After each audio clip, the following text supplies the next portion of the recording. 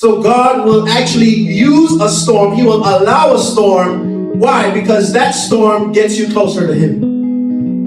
In the middle of that storm, you'll find a staircase that leads you to Jesus. And all you have to do is take one step at a time.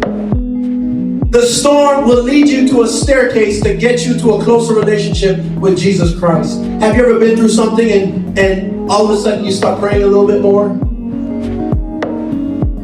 Times get a little tough, it gets a little shaky, you're not sure where your next meal is going to come from or if the rent's going to get paid. All of a sudden you remember the name of Jesus, you remember the Bible, and you remember your prayer closet and how to get there.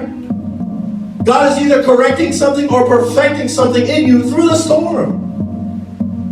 God corrects us through a storm as He did with Jonah. Jonah was in a storm. Why? Because he disobeyed God. God told him to go east, he went west. When we disobey God, we find ourselves in a storm. We bring that storm upon ourselves. But what is God doing? He's correcting it.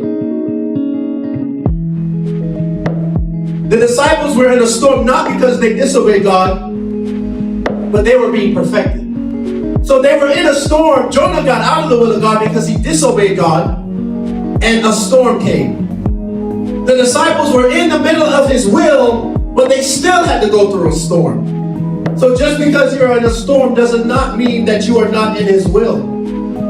It just means that God is doing something in you. Many Christians mistake the idea that obeying God produces smooth sailing.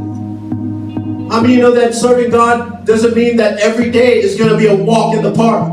No. Just because you are a child of the King does not mean that every day